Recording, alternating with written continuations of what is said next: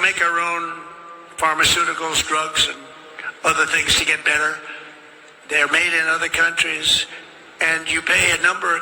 The same package in our country compared to like London and other places is sometimes 10 times more. 10 times more. Something that sells for $88 in London sells for $1,300 here, made in the same factory by the same company. And that's over. I told them all that's over. They put all of their research and development money. They put everything. But what they don't tell you is that these other countries are smart. They say you can't charge more than $88, otherwise you can't sell your product. And the drug companies listen to them. But we're going to do something that we have to do. We're going to tariff our pharmaceuticals, and once we do that, they're going to come rushing back into our country because we're the big market. The advantage we have over everybody is that we're the big market. So we're going to be announcing very shortly a major tariff on pharmaceuticals, and when they hear that, they will leave China, they will leave other places because they have to sell. Most of their product is sold here.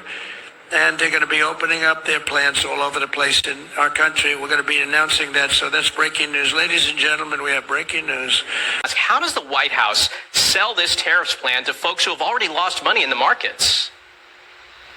Good morning, Michael. Good morning, everyone. The White House says that President Trump views whatever's happening on Wall Street as a snapshot, but he's really focused on what's best for Main Street. And so they're asking people to bear with them, essentially saying that there's got to be some short-term pain for long-term gain. And he says it's not only gain, it's going to be an entire new era for American manufacturing, for the American economy. So basically, he's asking people to give him time.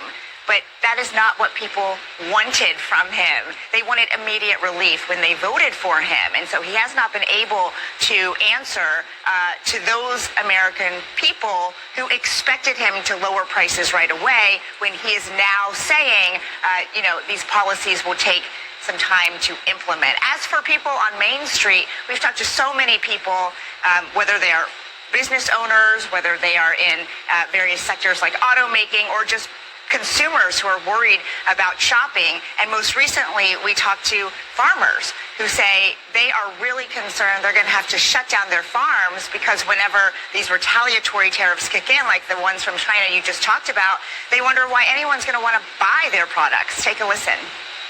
Other countries are going to start to look for different places to start to buy soybeans and corn and wheat.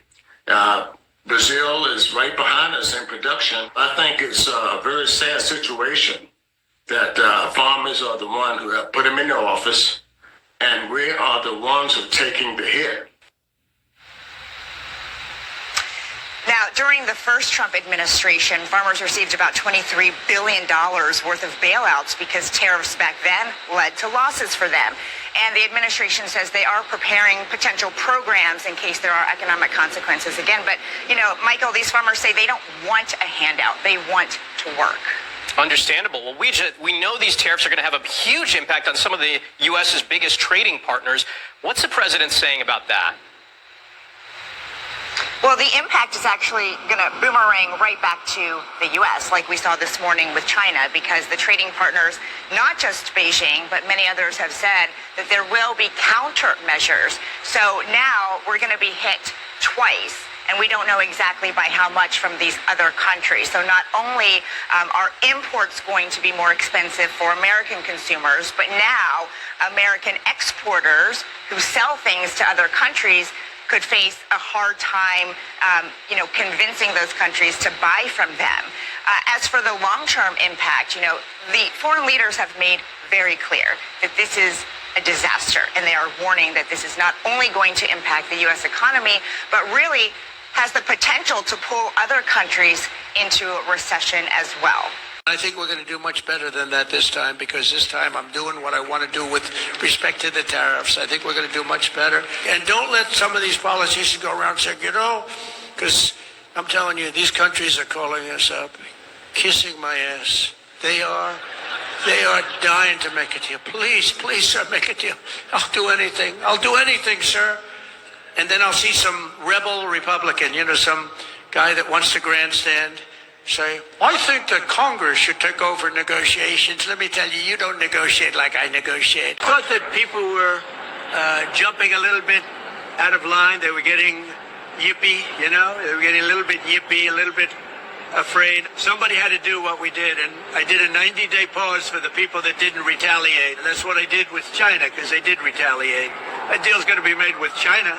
That deal's going to be made with every one of them. And there'll be fair deals. I just want fair.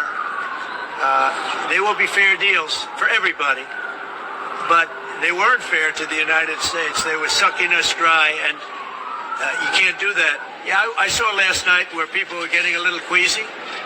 I think everything had, well, the big move wasn't what I did today. The big move was what I did on Liberation